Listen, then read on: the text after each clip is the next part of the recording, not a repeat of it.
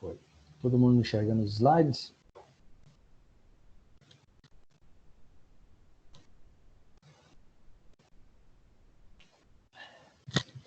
Bom, imagino que sim, né? Ninguém reclamou, então tá. Tô enxergando, professor. Oi? Tô enxergando os slides. Ah, tá. Então aproveita para mim, Iago, e pode ler o conceito do Pamplona e do Gagliano sobre fraude contra credores, por favor. A fraude contra credores, também considerada vício social, consiste no ato de alienação ou oneração de bens, assim como de remissão de dívida, praticado pelo devedor insolvente ou à beira da insolvência, com o propósito de prejudicar o credor pré-existente em virtude da diminuição experimentada pelo seu patrimônio. Obrigado, Iago. Então percebemos aqui que o conceito é amplo. Ela também é um vício social, pois atenta contra a harmoniosa existência da sociedade, né? Atenta contra a harmonia dos negócios jurídicos, atenta contra a segurança jurídica dos contratos, dos negócios, dos pactos. E ela tem diversas formas, como o Pamplona e o Gagliano destacaram aqui.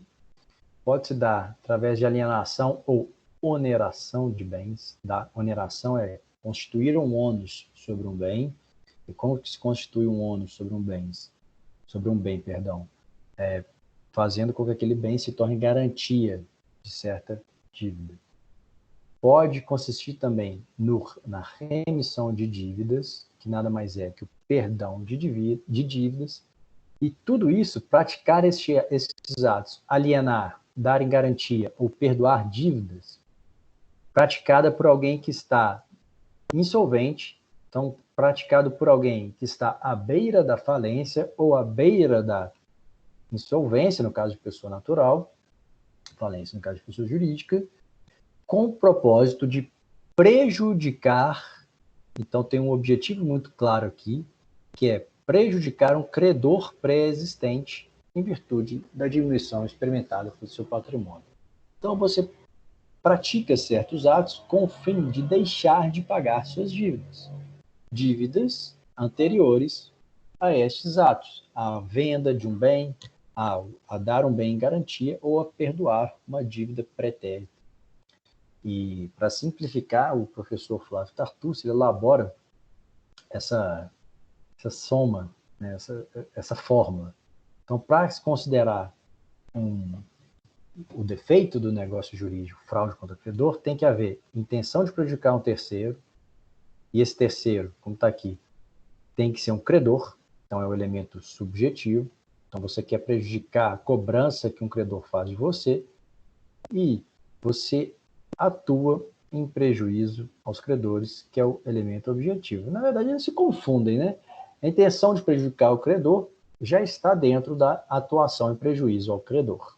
Mas bom, basicamente é isso. Você realiza atos que vão dificultar a quitação das suas dívidas perante certos credores. Então, qual que é o conceito do professor Flávio Tartucci? Vai lá, Iago.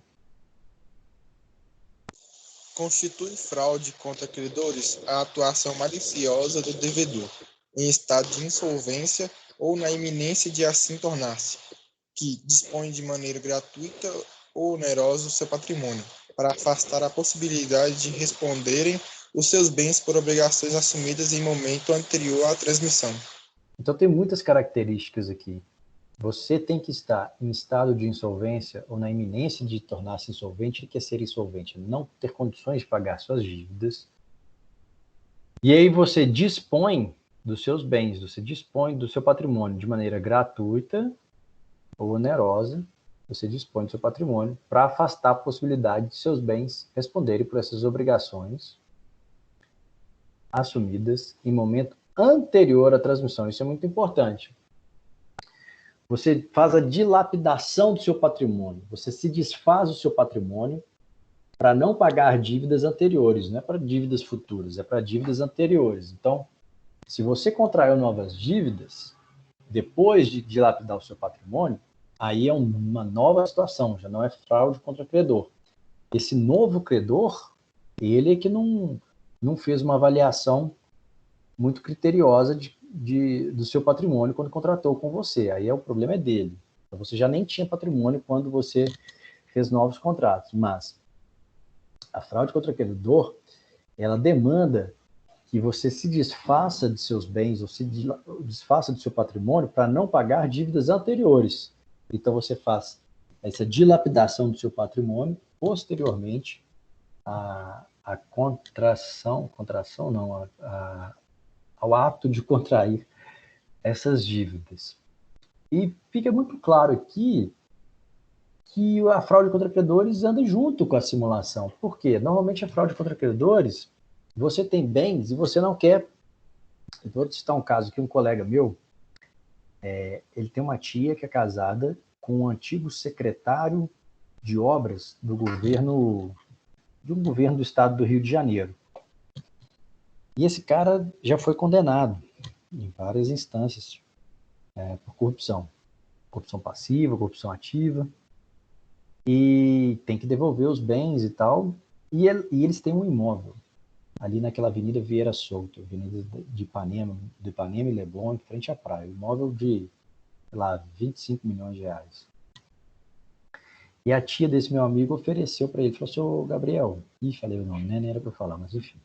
Falou para ele, olha só, vou doar para você esse imóvel, o que você acha? Falei, tia, ótimo, mas e vocês vão morar onde? Não, a gente vai continuar morando nele, eu que vou pagar IPVA, eu que vou ficar nele, só que o imóvel vai ficar no seu nome, o que você acha? Falei, ô Gabriel, não entra nessa fria não, porque para mim, ou é fraude contra credor, ou é uma simulação para não responder nos processos criminais com esse imóvel. Então, não perder esse imóvel nos processos criminais. E aí você pode acabar se vendo envolvido em investigações com a Polícia Federal, Polícia Civil do Rio de Janeiro, com o Poder Judiciário Federal, com o Poder Judiciário do Rio de Janeiro, e ter problemas muito sérios com a justiça. Então, não aceita esse imóvel, não. Sei que é tentador, mas, no fundo, é fraude ou fraude contra credor.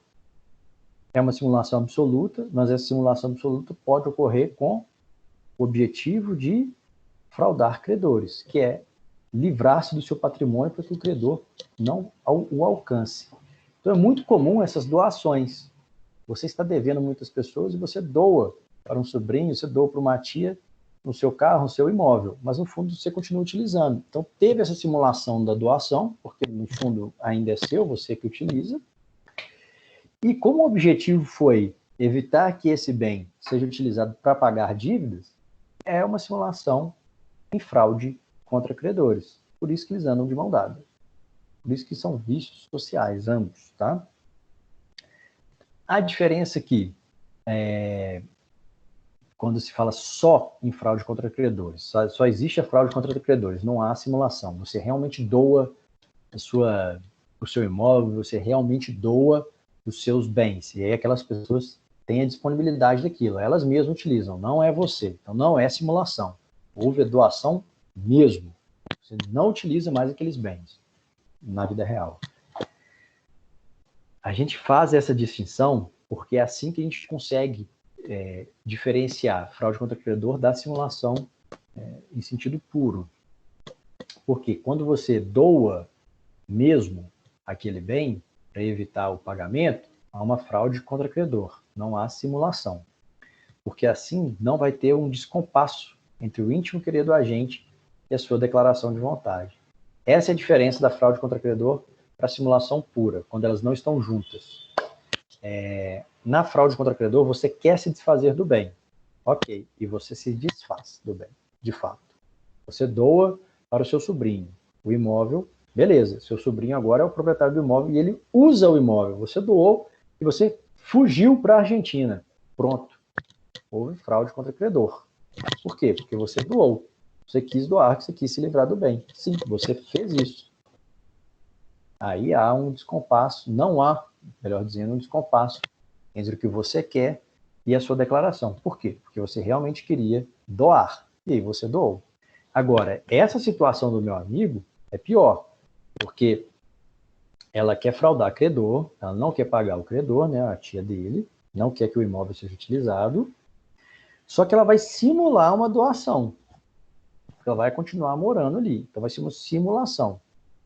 com o objetivo de fraudar credores.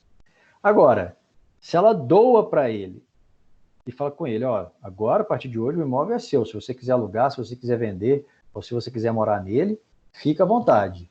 Eu estou mudando de cidade, mudando de país. Tchau. Beleza. Houve simulação? Não. Por quê? Porque ela quis doar e ela doou. É diferente da outra situação. Porque ela finge que quer doar só existe a doação no papel. Beleza? Ficou clara a diferença aqui entre fraude contra credor puro e simulação absoluta pura, quando elas não estão muito próximas uma da outra? Ficou claro?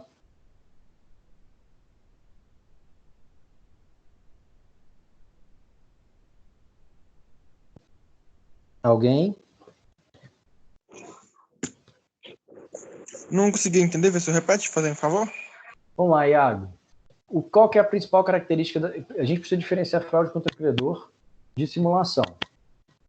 Qual que é a principal característica da simulação? Eu finjo fazer um negócio jurídico que no fundo não acontece. Você concorda? Eu concordo. Então, na simulação absoluta, eu finjo que dou para você um imóvel. Eu tenho, inclusive, a gente tem esse negócio jurídico de doação. Só que quem continua utilizando? Eu. Quem continua pagando IPTU? Falei IPVA, perdão, né? IPTU. Quem continua pagando IPTU? Eu. Quem continua pagando contas? Eu. Quem continua usufruindo do imóvel? Eu. No fundo, houve uma simulação de doação. Você concorda comigo? Concordo. Na fraude contra credor, é diferente. Por quê? Eu sei que aquele meu imóvel pode ser utilizado para a quitação das minhas dívidas. E o que eu faço? Eu realmente dou o imóvel para você. Eu te dou o imóvel e falo o seguinte, Iago, o imóvel é seu, agora você faz o que quiser com ele. Existe uma diferença. Também tem aquela diferença de que a outra pessoa também vai saber que você está fazendo isso para fraudar alguém, outra coisa também, né, professor? Sim, mas não necessariamente. Aqui na fraude contra credor você pode saber também. A questão é daquele que faz a doação. A gente está olhando para quem faz a doação. Se eu fiz realmente uma doação, porque eu queria era não pagar nenhum credor, e agora você pode dispor do imóvel livremente, é fraude contra credor.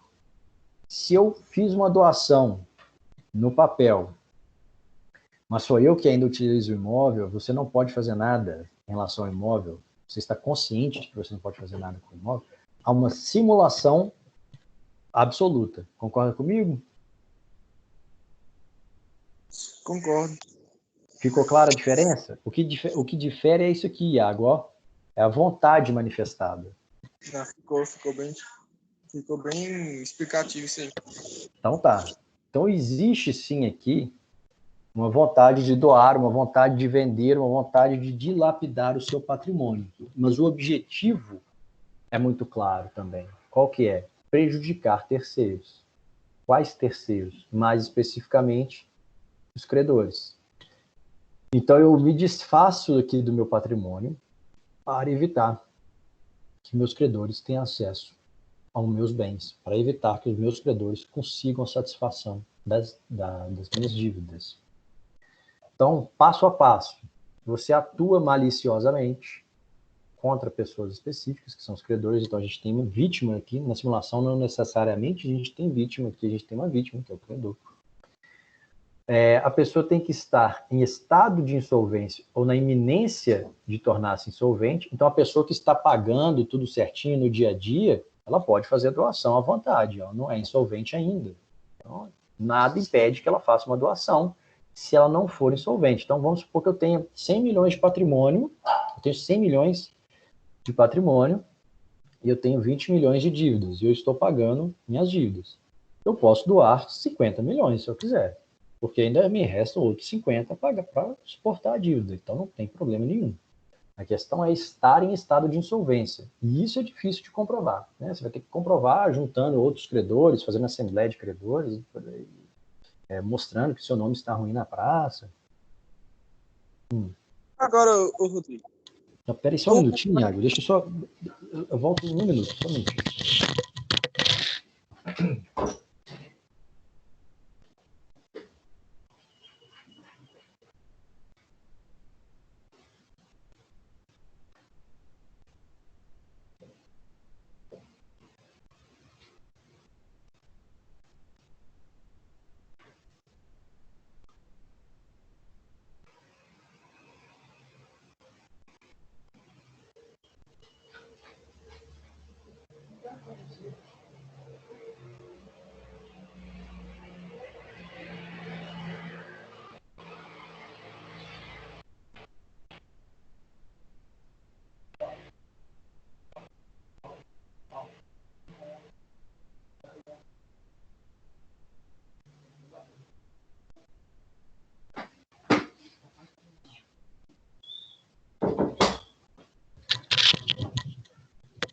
Desculpa, pessoal, mas minha cachorrinha estava aqui batendo na porta aqui, coitada. Estava quase arrancando a porta, querendo brincar. Pode falar, Iago, desculpa. Ô, professor, no caso, essa de conta credor, ela tem um caráter subjetivo que precisa ser provado, né? Sim, às vezes é difícil. Toda Acaba vez que que é sempre que é fazer isso, subjetivo é complicado. porque eu penso que tem bastante coisa que o judiciário nosso coloca como subjetivo, acaba dificultando mais ainda o processo, não? Iago, só que no direito civil é fundamental essa subjetividade, porque o direito civil é o momento em que você exerce sua subjetividade. A subjetividade é uma característica do direito civil, que é o exercício da vontade a partir de seus interesses. Porque era mais fácil e pela lógica, né? Porque, por exemplo, o cara tá correndo risco de ser executado, aí do nada ele resolve fazer uma boa ação de doar o negócio dele, aí já é característica para mim a fraude, ele tentar fraudar, né? O que obviamente que quando você está fraudando, você não quer que fique claro que você está fraudando. Então a análise, por mais que exija-se um elemento subjetivo, ela não perpassa exatamente a vontade da pessoa, mas esses atos é que evidenciariam a vontade dela. Ela não vai declarar em nenhum dos contratos que ela está fazendo aquilo para fraudar o credor, né? Uhum. Não, Então beleza. existe essa subjetividade, mas a subjetividade ela é comprovada através dos atos. Beleza? Não, beleza, professor. Obrigado. Tá, nada. E aí, então, a disposição onerosa, ou seja, venda ou gratuita, doação do seu patrimônio. Se for gratuita, piorou, né? Fica mais clara ainda a intenção de fraudar credores.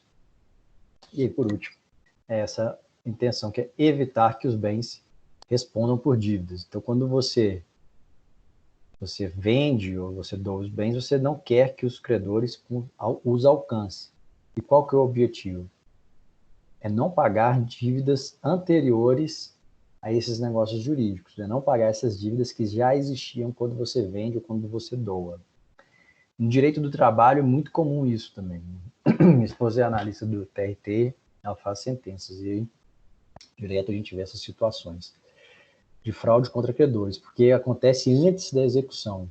A pessoa já sabe que vai ter uma fase de execução, já sabe que vai ser condenada quando está ainda na parte de instrução, mas aí já começa a se desfazer dos bens. Qual que é a fundamentação axiológica, ou seja, qual as razões, o sentido para ter essa previsão?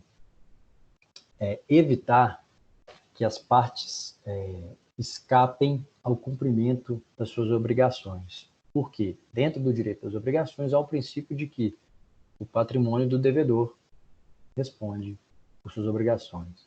É o princípio da responsabilidade patrimonial, que está lá no artigo 957 do Código. Nesses termos, não havendo título legal preferência, terão os credores igual direito sobre os bens do devedor comum. A gente vai entender melhor isso adiante, né? O que prevê esse artigo 957. Mas existe esse princípio da responsabilidade patrimonial. Ou seja, uma vez que você se tornou devedor, o seu patrimônio responde pelas suas dívidas. É claro que há exceções, como o bem de família. O bem de família normalmente não vai responder por dívidas quando vocês tiverem direitos reais, vocês vão ver que há algumas exceções. Por exemplo, possibilidade de execução de um imóvel por dívida de IPTU. tá? Quais são os elementos aqui da fraude contra credores? O conluio fraudulento. Então, pode existir esse conluio fraudulento quando aqueles negociantes, aquelas partes do negócio jurídico, se juntam para realizar a fraude contra credores. O eventus dani, ou seja, o prejuízo causado a um credor. E esse credor, ele tem que ter direito, ele tem que ter um direito de crédito anterior. Isso é muito importante. A todo momento, lembra-se dessa anterioridade do crédito. Esse crédito do credor, ele tem que ser anterior à dilapidação do patrimônio, anterior às doações, desculpa, anterior aos negócios jurídicos ou às vendas, né, que você realiza. O que é o conluio fraudulento? É um pacto, né, entre o alienante, é combinar, né, aquela vontade do alienante e do adquirente de evitar que o alienante veja-se com diminuição do seu patrimônio por pagamento das dívidas. Então, o alienante e o adquirente, eles elaboram um negócio jurídico cientes de que eles estão elaborando um negócio fraudulento, um negócio que vai evitar o pagamento das dívidas pelo alienante, que está insolvente. Então, para que haja anulação do negócio jurídico, o adquirente, então aquele que faz parte do negócio jurídico, aquele que compra os bens de quem está em dívida, ele precisa, muita atenção aqui, estar de má fé, ou seja, ele precisa saber que aquele outro que está vendendo para ele, o devedor insolvente, está vendendo aqueles bens exatamente para não pagar as dívidas anteriores. Se ele não estiver de má fé, ele é um terceiro de boa fé. E como a gente viu na simulação, no parágrafo 2º do artigo 167, o terceiro de boa fé, ele sempre é protegido pelo direito civil. Então, para que haja um conluio fraudulento, para que haja possibilidade de anulação na fraude contra credor, lembrando que não é nulidade, é anulação, para que haja possibilidade de anulação, aquele que adquire os bens tem que estar de má fé, ou aquele que recebe os bens de uma doação tem que estar de má fé também, tem que estar consciente de que aquele negócio jurídico foi realizado para que o doador ou para que o vendedor não quitasse suas dívidas anteriores. Ok, como o Iago destacou, isso é difícil de comprovar na prática. E sendo difícil de comprovar na prática, a legislação e a jurisprudência chegaram à conclusão de que, em algumas situações, nós teremos um conluio fraudulento presumido. Então, você não precisa comprovar, já está presumido que há um conluio fraudulento, em algumas hipóteses. Quais? Quando a insolvência do alienante for notória, então vamos supor, um empresário que é muito conhecido e aí está lotado de ações, esse caso de um político que é famoso e teve condenações criminais e a justiça está utilizando seus bens para pagamento de dívidas ou então para reverter aquele patrimônio em prol do interesse público, em prol da administração pública, ou um grande empresário que está entrando em insolvência, o Ike Batista, nesse caso da Baker, por exemplo, os proprietários da Baker começam a doar seus bens para parentes. É óbvio que a Baker, é muito provável que a Baker vai entrar em recuperação judicial. Então, considera-se presumido quando for notório. Quando a insolvência for conhecida pelo adquirente, que nem é presunção, né? Mas não é quando a insolvência for conhecida pelo adquirente. Na verdade, aqui, é porque está no livro. Acho que o mais interessante aqui é quando existir uma relação de proximidade entre o adquirente e o alienante. Vamos supor, irmãos, cunhado, primo, tio, pai, sogro, avô. Então, existindo essa relação de proximidade familiar, muito provavelmente as pessoas sabem, esse adquirente sabe que há a insolvência daquele que vai fazer, daquele que está praticando os atos de dilapidação do patrimônio. Considera-se também presumido conluio fraudulento quando a alienação for gratuita, e aí é doação. Raramente a gente vê doações no Brasil, então se tem uma doação, fica de olho. Ou quando o devedor tiver perdoado a dívida de alguém. Mas como assim ele perdoou a dívida de alguém? Ele perdoou a dívida daquela pessoa porque se ele recebeu qualquer dinheiro daquela pessoa, ele vai ter que utilizar o dinheiro para pagamento das outras. Então ele perdoa. Senão, ó, quer saber? Eu sei que você está me devendo 10 mil reais, mas eu estou devendo 10 milhões aí. E se você me pagar esses 10 mil reais, se esses 10 mil reais entrarem na minha conta, provavelmente vai ser bloqueado daqui a um tempo. Então, faz o seguinte, essa dívida está perdoada, depois você me paga lá na frente, quando já tiverem esquecido, já tiver passado o tempo, já tiver prescrito as minhas dívidas. Aí lá na frente você me paga. Isso acontece. Então, diante dessas situações, a gente tem o conluio fraudulento presumido, ou seja, não precisa ser comprovado.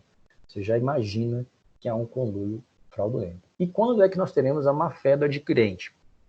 No artigo 159, há a possibilidade de presunção da má-fé do adquirente quando a insolvência, ou seja, do alienante, né, aquele que doa ou que vende, for notória ou houver motivo para ser conhecida do contratante. Houver motivo, exemplo, esposa, marido, empregado com empregador, então o diretor de uma empresa com o sócio de uma empresa, o avô, o tio, o primo, o irmão. Todas essas pessoas provavelmente sabem das dívidas daquele que está alienando o seu patrimônio para não pagar, né, essas próprias dívidas anteriores. Bom, na doutrina, o professor Jorge Americano trata da seguinte forma as situações de presunção de um negócio jurídico fraudulento. Assim, os contratos presumem fraudulentos pela clandestinidade do ato, então um ato meio que escondido, né, quase que uma simulação, pela continuação dos bens alienados na posse do devedor, quando, segundo a natureza do ato, deviam passar para terceiro. E aqui, na verdade, nesse B, a gente está diante de uma simulação.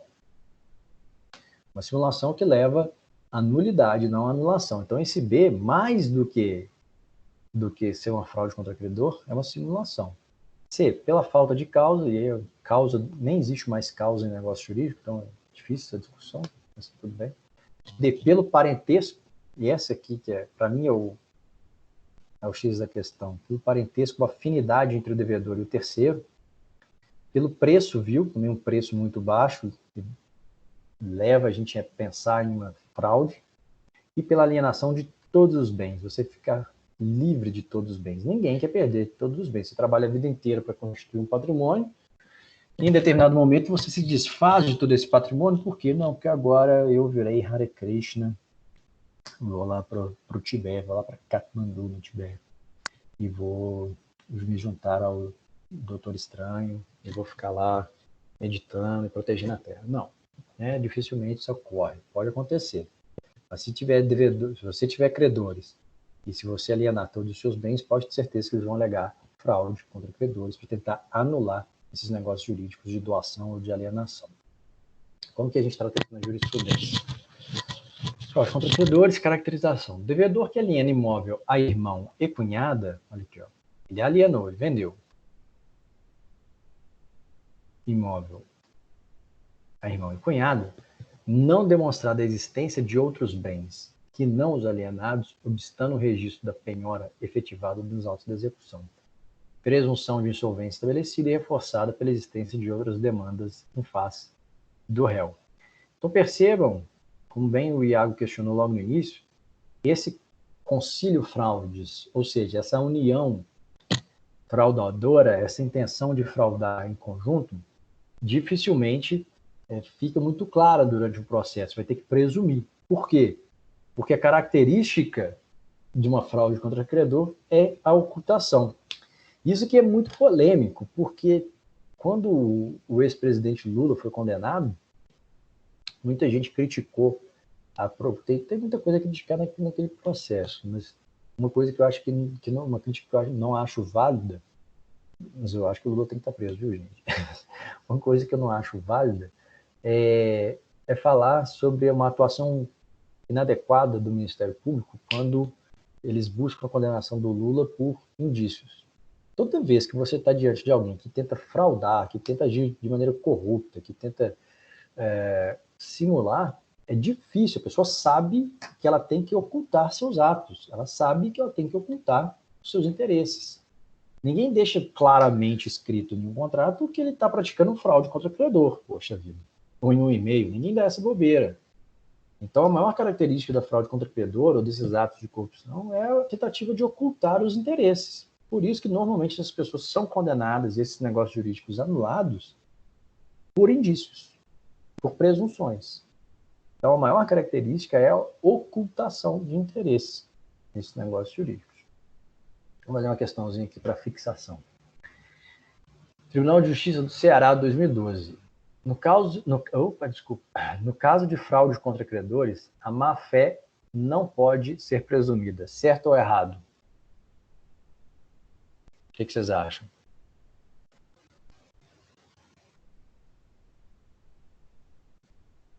E aí, certo ou errado? Peraí, que eu estou analisando aqui.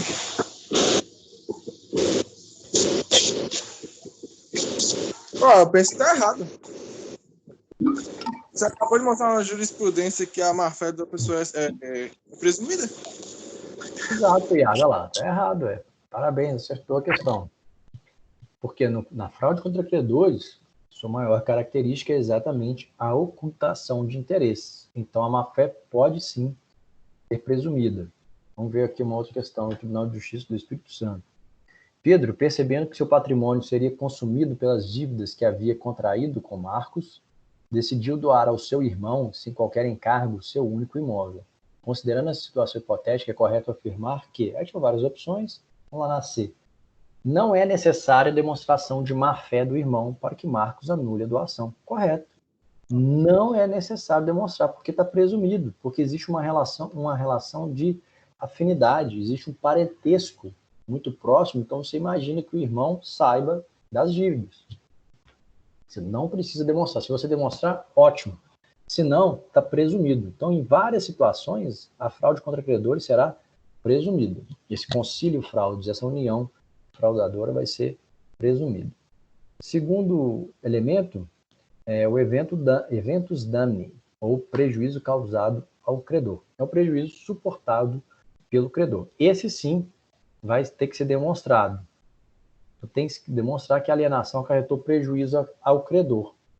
Porque senão, é normal todos nós termos dívidas. Nós temos dívidas, porque a gente tem que pagar o telefone todo mês, água, aluguel, internet, etc. Isso é um crédito que essas empresas têm conosco. Mas isso não impede que a gente venda imóveis, isso não impede que a gente venda bens, isso não impede que a gente doe nossos bens, desde que não haja dano aos nossos credores. Então, é aquela situação que eu evidenciei para vocês. Eu posso ter 20 milhões em dívida.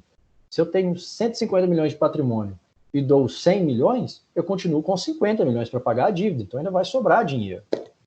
Então, não há porquê, diante de uma situação dessa, se falar em prejuízo causado ao credor. Eu fiz uma doação gigantesca do meu patrimônio, mas mesmo assim eu tenho condições de pagar minhas dívidas, porque senão ficaria impossível. Ninguém poderia vender nada, pois todo mundo deve a alguém. Né? Então, deve-se demonstrar nessa fraude contra credores que a alienação acarretou um prejuízo específico ao credor anterior. E como que você, credor, faz isso? Você comprova que ao doar, o devedor o devedor já estava insolvente, e uma vez que ele doa, ele vai agravar ainda mais esse estado, porque ele está insolvente e ele não vai ter patrimônio para te pagar. Então você vai obstar, você vai impedir aquela doação ou aquele contrato de compra e venda, porque você sabe, você consegue comprovar que ele está insolvente e você consegue comprovar que vai piorar a situação dele. Naquele outro exemplo, então, naquele mesmo exemplo do Pedro, vamos lá. Vou voltar naquela questão, porque tem uma alternativa que está vinculada com esse evento dano. Pedro, percebendo que seu patrimônio seria consumido pelas dívidas que havia contraído com Marcos, decidiu doar ao seu irmão, sem qualquer encargo, seu único imóvel. Considerando-se essa situação hipotética, é correto afirmar que a alternativa é: não é necessário, para anular a doação, que Marcos demonstre que o prejuízo por ele sofrido tenha dela decorrido. Falso. Porque se a gente não precisa... Desculpa. Se nesse caso concreto a gente não precisa demonstrar a má-fé do irmão, já que ela é presumida, por outro lado, a gente tem que demonstrar o prejuízo. Então, o prejuízo tem que ser demonstrado. A má-fé pode ser presumida. E é isso, inclusive, que você tinha questionado no início, não é, Iago? Então, vejo que a má-fé, em vários momentos, ela pode ser presumida, para facilitar a comprovação dessa fraude contra o credor, porque o credor, ou o devedor, ele quer mesmo ocultar esse interesse. Então, você demonstra esse prejuízo, quase sempre demonstrar o prejuízo já é suficiente. Tá certo, Iago? Compreendeu? Compreendi. Beleza.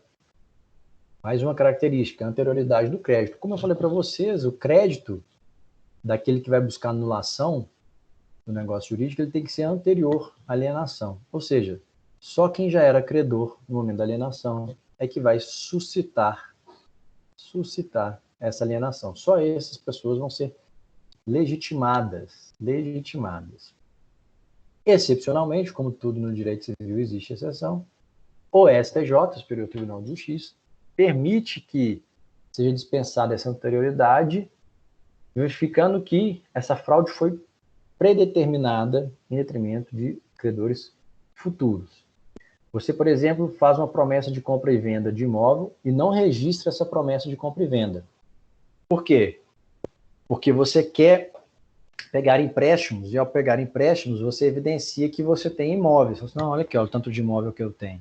Ah, não, então beleza. Então você vai conseguir pagar essa dívida que você está assumindo perante o banco. Só que você já tinha promessa de compra e venda, você tem 4 imóveis registrados, mas você já tinha 3 promessas de compra e venda. Você ia vender 3 desses 4. Você só não registrou essas promessas de compra e venda porque você queria pegar um empréstimo no banco. E depois que você pega o empréstimo no banco, você registra a compra e venda, a pessoa te paga, você vai e transfere o imóvel. Então, você atua já de maneira pré-determinada para fraudar futuramente os credores. Então, já há um interesse ali futuro em fraudar aquele credor. Isso é complicadíssimo de comprovar no caso concreto, mas já chegou um caso parecido com isso no STJ, e o STJ decidiu que sim, que aquilo configuraria fraude ao credor, mesmo que a promessa de compra e venda tenha sido anterior. Vamos fazer uma comparaçãozinha aqui entre fraude contra credor e simulação, já que eu falei que eles são muito parecidos e normalmente estão juntas, e no caso concreto é que você vai diferenciar uma da outra. Na fraude contra credor, não há qualquer tipo de disfarce. Então, você quer mesmo doar ou vender aquilo. Você quer perder aquele bem, você quer tirar aquele bem do seu patrimônio. Já na simulação, a criação de um negócio jurídico aparente. Então, na fraude contra... Na fraude contra credor, não há disfarce. Não há um disfarce da realidade. Na simulação, sim. Na fraude contra credor, a vítima é qualificada. Quem é essa vítima? É um credor pré-existente, alguém que não vai conseguir cobrar você porque você vai se desfazer do seu bem. Na simulação, não necessariamente há uma vítima, ou normalmente essa vítima é a própria sociedade. É essa a distinção entre eles. E temos algumas hipóteses legais de fraude contra credores. A primeira delas são os negócios de transação gratuita de bens ou remissão de dívidas. Está lá no artigo 158. Você pode ler para a gente, Iago? Posso sim. Tá, obrigado. Né? Oi? Artigo 158, né? Isso. Os negócios de transmissão gratuita de bens ou remissão de dívida, se os praticar o devedor já insolvente ou por eles reduzido à insolvência, ainda quando o ignore, poderão ser anulados pelos credores, quirografados como lesivos dos seus direitos. Parágrafo 1º. Igual direito assiste aos credores cuja garantia se tornar insuficiente. Parágrafo 2º. Só os credores que já o deram já o eram ao tempo daquelas atas, podem pleitear a anulação deles. Então, primeiro, a gente fica lá no caput, aqui no final. São os negócios de transmissão gratuita de bens ou remissão. Que é os negócios de transmissão, aqui em cima, gratuita de bens ou remissão de dívidas. Se os praticar o devedor já insolvente, poderão ser anulados. O que é credor quirografário? É o credor que tem como única comprovação ou como única garantia esse patrimônio geral do devedor. Normalmente o credor de contratos. Contratos de prestação de serviço, de fornecimento, de contratos simples, porque os contratos de valores mais altos, você costuma incluir ali um fiador, você costuma incluir também um bem em garantia, um bem imóvel. E aí a gente vem para o parágrafo primeiro, aí você deixa de ser um credor quirografário e já é um credor com garantia real. Não pode ser que essa garantia se torne insuficiente. Exemplo, você percebe que aquele bem dado em garantia vale menos do que muito menos que o valor da dívida. Então ele já não é mais suficiente. Aí você passa a buscar a anulação dos futuros negócios jurídicos de dilapidação do patrimônio daquele devedor. Vai ver isso adiante. Então, atos de transmissão gratuita. Quais são esses atos? Doações, renúncia de herança, renúncia de usufruto. Então, se um devedor pratica isso, alguém que está te devendo, você pode... O que tem acontecido nas lives desses sertanejos aí, aconteceu outro dia, né, com o Eduardo Costa, que não está bem de saúde mental, não. Ele estava cantando com o Leonardo, aí anunciaram lá, tal empresa de não sei quem doou 20 mil reais de cesta básica. Ele, tá doando aí, mas você está me devendo. E aí, ele pode buscar a anulação daquela doação, porque seria fraude contra credor. Mas dificilmente, né, já que é cesta básica, tem um interesse social ali, dificilmente ele conseguiria. Remissão ou perdão? Quando fala em remissão de dívidas, é o perdão de dívidas. Então, esses créditos que você vai receber, no fundo, constituem seu patrimônio do devedor. E você perdoa esses créditos, porque você não quer que esses créditos sejam utilizados para pagamento dos seus credores também. Atos de transmissão onerosa também podem constituir fraude contra o credor. Artigo 159. O que é ato de transmissão onerosa? É vender um bem. Serão igualmente anuláveis os contratos onerosos do devedor insolvente, quando a insolvência for notória ou houver motivo para ser conhecida do outro contratante. E aí, para não tornar impossível que as pessoas realizem negócios jurídicos de compra e venda, como nós vimos, exige que aquele credor que alega fraude comprove o dano, comprove que aquele negócio jurídico vai lhe causar um prejuízo, vai tornar impossível receber o que ele deveria receber. Bom? Pagamento antecipado de dívida também pode constituir fraude contra o credor. Veja bem esse artigo aqui, ele é meio complicado. Artigo 162. O credor quirografário que receber do devedor insolvente o pagamento da dívida ainda não vencida, ficará obrigado a repor, em proveito do acervo, sobre que se tenha de efetuar o concurso de credores aquilo que recebeu. Vamos supor que você seja um credor quirografário, um credor que só tem como garantia o patrimônio total, né, o patrimônio geral daquele devedor. E a pessoa está devendo muita gente, né, ele é insolvente. Só que ele é seu amigo. E ele te escolhe. Entre todos os 20 credores que ele tem, vamos supor que ele te escolhe. Fala, não, quer saber? Eu não vou conseguir pagar todo mundo, mas para não acabar com a nossa amizade, eu vou pagar você. Porque a gente é amigo e tal, não tem aqui nenhuma garantia, mas eu vou te pagar antecipadamente. E aí você fica quieto, porque eu não vou conseguir pagar o resto, não. Esse credor que sequer tinha a dívida vencida ainda, ao receber esse valor, é como se ele estivesse participando da fraude. Por quê? Porque ele ainda não tem direito àquele valor, sendo que há credores que, por outro lado, já têm direito aquele valor. Ao receber e ao não informar os outros credores quirografários, é como se ele também agisse de má fé, e por isso que a legislação aqui no artigo 162 prevê que ele está obrigado a repor lá no acervo, ou seja, repor no patrimônio do devedor aquilo que recebeu. Então, vamos supor que eu e o Iago temos uma relação de amizade, eu estou devendo aí na praça, estou devendo 1 milhão, sendo que o meu patrimônio é bem menor, mas eu começo a dilapidar o meu patrimônio. Mas eu tenho uma dívida com o Iago, comprei o carro do Iago, que só vai vencer daqui a 1 mês.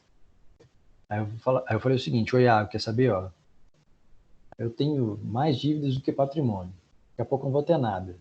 Então faz o seguinte, vou te dar aqui esses 30 mil, a segunda parcela do veículo que eu comprei de você, sei lá, 20 mil, 15 mil. Eu sei que ainda não venceu, mas toma aqui, porque quando vencer essa dívida, provavelmente eu não vou ter dinheiro para te pagar, porque vão executar tudo meus bens todos. Então toma aqui de uma vez, vão bloquear minha conta, toma aqui de uma vez esse dinheiro. O Iago sabe que eu sou insolvente. O Iago sabe que é estranho alguém pagar antes do combinado uma dívida. O Iago, ele é um estudante de direito, embora ele já é um delegado da Polícia Federal. Ele sabe que receber aquele montante não é de boa fé. E ele vai entrar em contato com o senhor Rodrigo, ó, eu não quero. Então, se ele recebe, ele chega em casa, pensa e fala, ó, quer saber? Vou ter que entrar em contato com esses outros credores do Rodrigo para pagá-los, porque senão eu estou participando dessa fraude contra credores e posso ser responsável também. Não vai ser anulado esse negócio jurídico. E de toda forma eu vou perder esse dinheiro. Então essa é a responsabilidade daquele que recebe antes a dívida, antes de vencida a sua dívida por alguém que está em insolvência. E o que é o credor quirografário? Como eu venho falando com vocês, é aquele que a única garantia é o patrimônio geral do devedor. E ele tem que desconfiar toda vez, portanto, que ele recebe o pagamento antes do tempo, porque isso não é normal, isso não é corriqueiro. Se você recebe um pagamento de uma dívida antes do tempo, abre o olho, porque pode ser alguém que gosta de você, que quer que você receba para não ficar com a amizade abalada, mas que antes deveria pagar a outras pessoas. Além disso, concessão fraudulenta de garantias. Também é uma das possibilidades de fraude contra credores. Artigo 163. Presumem-se fraudatórias dos direitos dos outros credores as garantias de dívidas que o devedor insolvente tiver dado a algum credor. Aqui a gente está falando de dívida de garantia real e não garantia fidejussória, né, tipo fiança, garantia real, hipoteca. Então vamos supor que eu tenha vários credores quirografários. E aí, na mesma situação, eu gosto muito de um desses credores, eu faço o seguinte, ó, vamos fazer um contrato de garantia aqui, porque a empresa faliu. Não entrei em recuperação judicial ainda, a empresa faliu, mas se a gente elaborar esse contrato de garantia aqui, pelo menos você que é meu amigo fica protegido. E aí você vai receber o imóvel que a empresa tinha como garantia. Então você vai receber um maquinário que a empresa tinha como garantia. E aí no momento da execução você vai ter preferência, o seu crédito é preferencial, porque a garantia ia ser feita. Então sobre aquele bem só você vai ter direito. Isso é fraude contra credores também. Por quê? Porque você era um credor quirografário como qualquer outro. E agora, por uma relação de amizade, e não necessariamente de anterioridade do crédito, esse devedor vai te dar preferência, vai te privilegiar. E isso é má fé, isso é agir de má fé. O que acontece uma vez que houve esse novo pacto de garantia? Você era credor quirografário, você vai deixar de ser credor. Você vai perder o seu direito de crédito por ter agido de má fé? Não. O que vai acontecer é, esse negócio jurídico de garantia, ele vai ser anulado. Mas você vai voltar a ser um credor quirografário como outro credor qualquer. Por quê? Porque aquela sua dívida, melhor dizendo, aquele seu crédito, ele é legítimo, mas ele é legítimo como quirografário. Ele não é legítimo como credor com garantia real.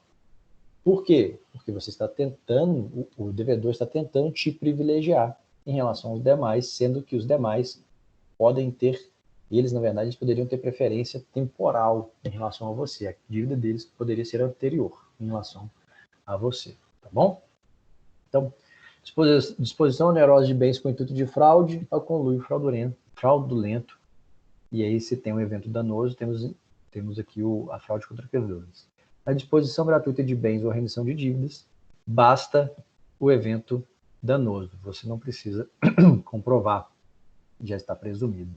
Então, qual que é a ação que você ajuiza para pedir anulação desse negócio jurídico? É uma ação chamada ação pauliana ou ação revocatória, que é de revogar. É a ação anulatória do negócio jurídico celebrado em fraude contra credores. Dê para mim, Iago, por gentileza, o que a doutrina pensa desse artigo 161 do Código Civil? A ação pauliana ou revocatória deve ser proposta pelos credores quirografários contra o devedor insolvente. Peraí, desculpa, só um minutinho. Deixa eu apagar isso aqui, Iago, aí você começa de novo. Pode ir lá. A ação pauliana ou revocatória deve ser proposta pelos credores quirografários contra o devedor insolvente, podendo também ser promovida contra a pessoa que celebrou o negócio jurídico com o fraudador ou terceiro adquirente, que hajam procedido à má-fé. Então perceba que, se você é essa pessoa que era um credor quirografário, e aí ciente de que o devedor está insolvente, aceita receber uma garantia real e que te torna preferencial, você pode ser incluído aqui, ó. Vai ter uma ação anulatória, uma ação revocatória que chama ação pauliana. Você pode ser incluído nesse processo, vai ter custos para você, né? Com o advogado, com os custos do processo, os custos finais, possíveis danos materiais advindos desse processo. Além disso, se você elabora um contrato de compra e venda sabendo que aquela pessoa está insolvente, você também poderá constar nessa ação pauliana ou revocatória, no polo passivo, e vai ter custos para você. Então não façam isso. Uma vez que você está ciente, não faça isso, porque é contrário à boa-fé e então é contrário ao princípio norteador de todo o direito civil. Então, quem vão ser os legitimados ativos para ajuizar essa ação pauliana, essa ação de anulação? Os credores quirografários, esses credores cuja garantia é apenas o patrimônio geral daquele devedor. E os credores com garantia real podem também? Podem sim. Também está previsto lá nos incisos, no parágrafo do artigo 161. Desde que aqueles bens dados em garantia tornem-se insuficientes. Exemplo, eu dei como garantia de um contrato de 5 anos de locação um bem imóvel. E ao elaborar esse contrato, eu declarei que aquele bem imóvel valia R$400 mil. Eu fiquei devendo 600 mil. E o cara, quando ele vai tentar executar aquela garantia, buscar aquele bem, ele percebe que o bem, no fundo, vale 150 mil. Então, o bem não é suficiente para garantir a minha dívida com ele. Então, ele acaba agora tendo que se valer do restante do meu patrimônio para receber as dívidas. Percebendo que eu estou dilapidando esse meu patrimônio, ele poderá vir também a ajuizar ações de anulação, em razão, tendo como fundamento, portanto, essa fraude contra credor. De acordo com Flávio Tartucci, repondo-se o bem alienado no acervo do devedor, visando futura satisfação da dívida anterior. Além disso, qual outra característica que a gente precisa lembrar? Que esses credores, eles têm que ser credores já existentes anteriormente à alienação do bem. E se eles se tornarem credores posteriormente às alienações ou às doações dos bens? Eles não vão poder reclamar sobre aqueles negócios jurídicos. Podem reclamar de negócios jurídicos futuros. É o que está previsto no enunciado 292 da 4ª Jornada de Direito Civil do Conselho da Justiça Federal. Para os efeitos do artigo 158, parágrafo 2º, a anterioridade do crédito é determinada pela causa que lhe dá origem, independentemente de seu reconhecimento por decisão judicial. Então, você tem que ser credor anteriormente. Tá? E, por último, aqui na legitimidade passiva, então, quem vai poder constar no polo passivo? O devedor insolvente, claro, aqui de acordo com o artigo 161, e também essas pessoas que, com esse devedor insolvente, celebraram negócios jurídicos considerados fraudulentos, ou ainda terceiros adquirentes, melhor dizendo, terceiros adquirentes, podem ser esses terceiros adquirentes, que hajam procedido de má-fé.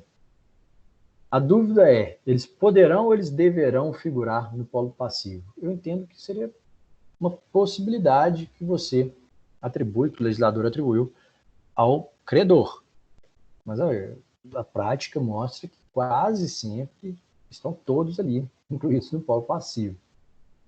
Para o Tartucci, essa ação deveria ser ajuizada também contra os adquirentes, porque eles têm que sofrer os efeitos da sentença, visto que atuaram de má-fé, visto que auxiliaram. Sem eles, o devedor não conseguiria realizar essa fraude contra credores. Então, seria um litisconsórcio necessário. Então, no momento que você distribuir a ação, se o juiz perceber que não constam esses adquirentes de má-fé no polo passivo, ele vai despachar, vai decidir, abrindo prazo para você incluí-los no polo passivo. É uma das possibilidades. É uma das possibilidades. Ou o próprio devedor, ele vai chamá-los ao processo, né? O caso, portanto, de acordo com o Tartucci, é de litisconsórcio passivo necessário, nos termos do artigo 46 do CPC, reproduzido parcialmente pelo artigo 113 do CPC de 2015. Qual que é o fundamento disso? Evitar o enriquecimento sem causa, tanto daquele devedor quanto do terceiro de má-fé, que adquiriu sabendo que deveria ser utilizado em prol dos credores, né? De acordo com, respeitando, portanto, o pilar da socialidade. Nós temos também, pessoal, situações de fraudes não consumadas. Quando? Quando aquele adquirente, ao contrário do que a gente acabou de ver, ele estiver de boa fé. É o que está previsto no artigo 160 seguintes. Se o adquirente estiver agindo de boa fé, ele vai ser protegido. Como a gente viu no direito, sempre no direito civil, a pessoa atuando de boa fé, ela vai ser protegida, porque seus interesses são legítimos. E aí o que acontece? Sendo ajuizada uma ação de anulação de uma compra e venda de imóvel, vamos supor, porque ao se alegar fraude contra credor, se aquele adquirente comprovar que está de boa fé, ele pode fazer o seguinte: olha, quer saber? Eu vou depositar em juízo o valor, então. Ao invés de pagar esse credor, eu vou depositar em juízo o valor e, posteriormente, pode ser utilizado esse valor para pagamento dos credores anteriores dessa pessoa que está vendendo para mim um imóvel, desse outro contratante. Então, o adquirente de boa-fé pode depositar o valor da coisa em juízo e ele se livra dessa análise de má-fé, ele se livra da possibilidade de ter anulado aquele negócio jurídico, porque ele demonstrou exatamente estar de boa-fé. Ele deposita em juízo e aí é o Poder Judiciário que vai decidir qual é a destinação daquele valor. Se vai para a conta do devedor insolvente ou se vai ficar ali em juízo para pagamento dos credores que já estão buscando anular negócios jurídicos com razão na fraude contra credores. E tem uma jurisprudência do STJ nesse sentido. Vamos lá. O reconhecimento de fraude contra credores em ação pauliana após a constatação da existência de sucessivas, olha só, sucessivas alienações fraudulentas na cadeia dominial de imóvel. Então, você vende para um, que vende para outro, que vende para um terceiro, que vende para o quarto, e por aí em diante, que originariamente pertencia ao acervo patrimonial do devedor, não torna ineficaz o negócio jurídico por meio do qual o último proprietário adquiriu de boa fé e a título oneroso o referido bem, devendo-se condenar os réus que agiram de má-fé em prejuízo do autor a indenizá-lo pelo valor equivalente aos bens transmitidos em fraude contra o credor. O que aconteceu aqui? Um devedor insolvente vende um imóvel, provavelmente para alguém que sabia que ele estava insolvente, esse vende para um outro e que vende para mais um, que aí esse último adquirente está de boa-fé. Ele adquire de boa-fé o imóvel, sem saber que aquele imóvel é objeto de fraude contra credores. Ele vai ser prejudicado? Não.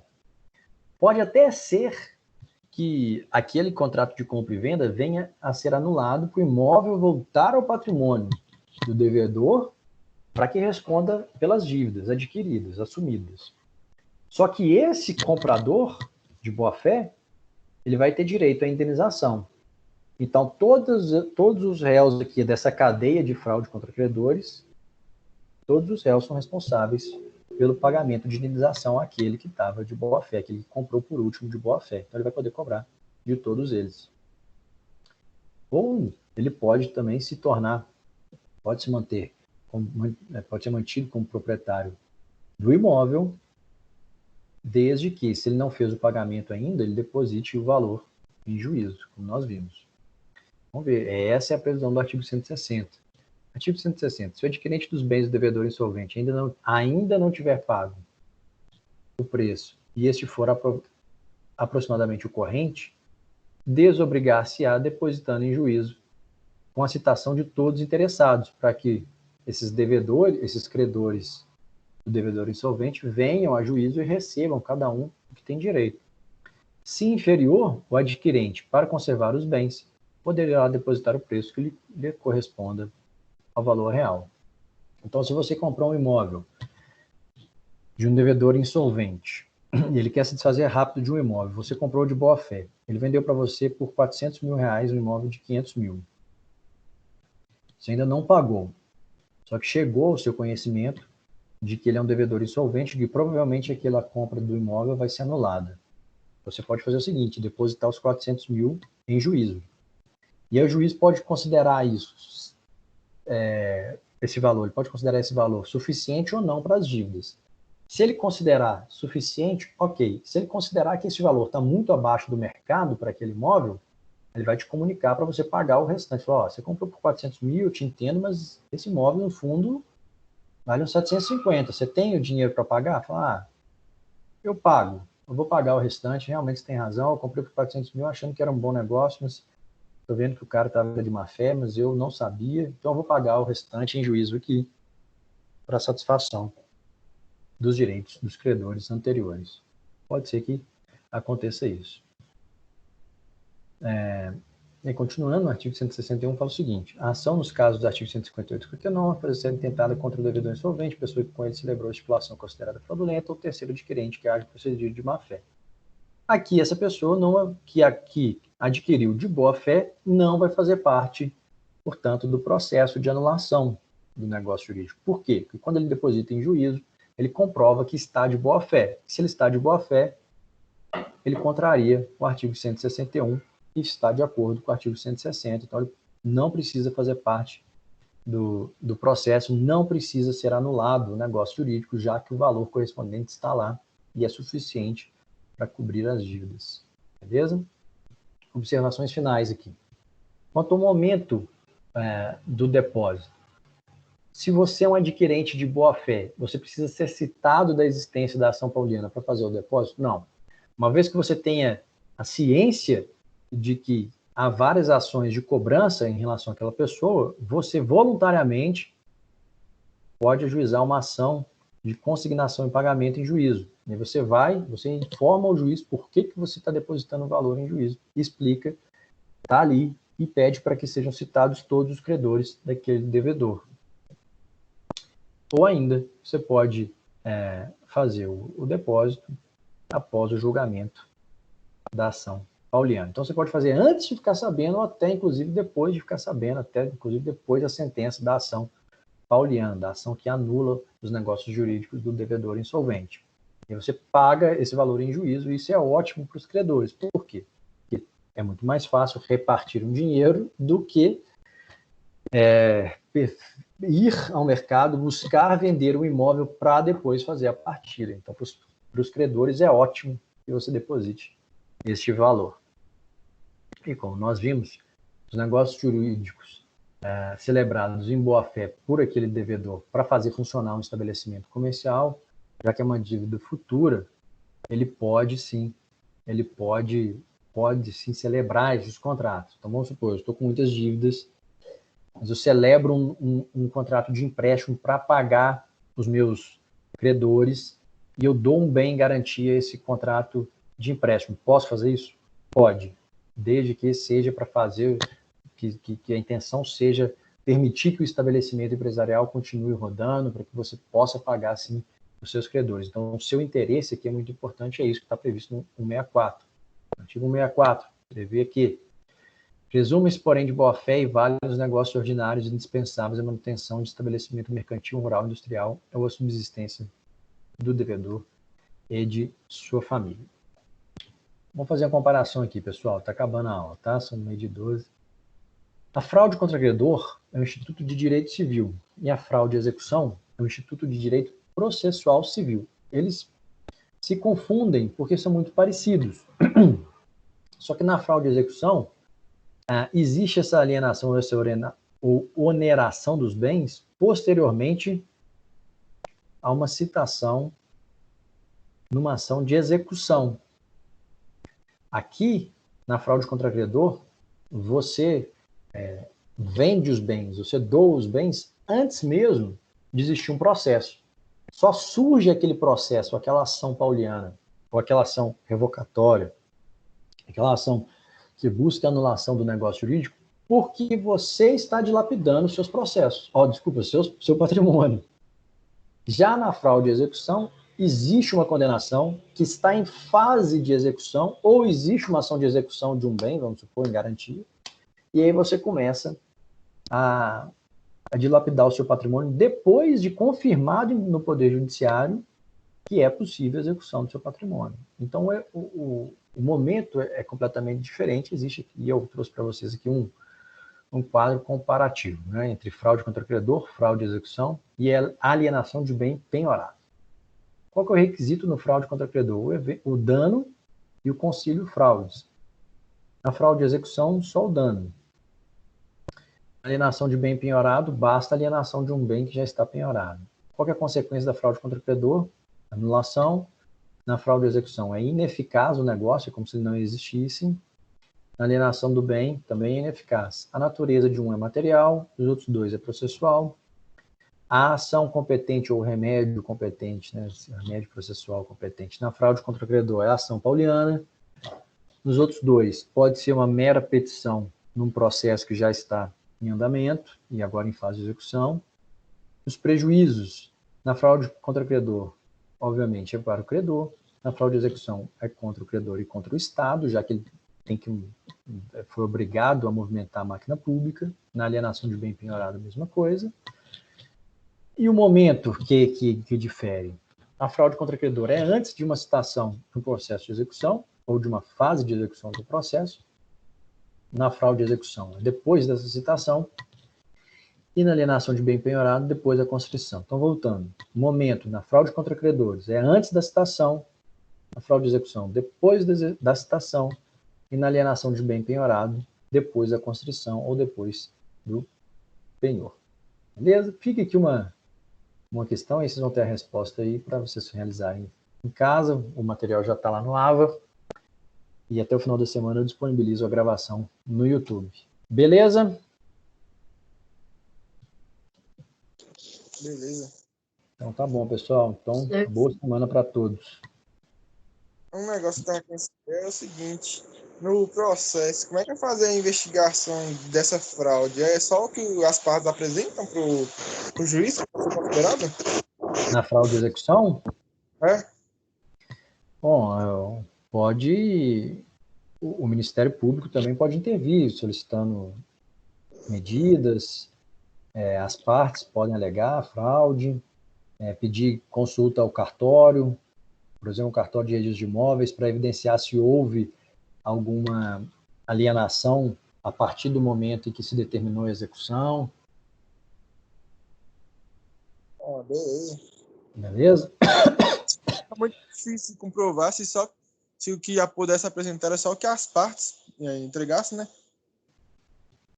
Mas não necessariamente tem que ser as partes, Iago. Na fraude à execução, como a vítima, digamos assim, é também o Estado, se você considerar como matéria de ordem pública, portanto, o juiz pode agir de ofício. Ele Beleza. pode solicitar que a outra parte apresente certa documentação. Beleza. Obrigadão, pessoal. Por nada. Até semana que vem, pessoal.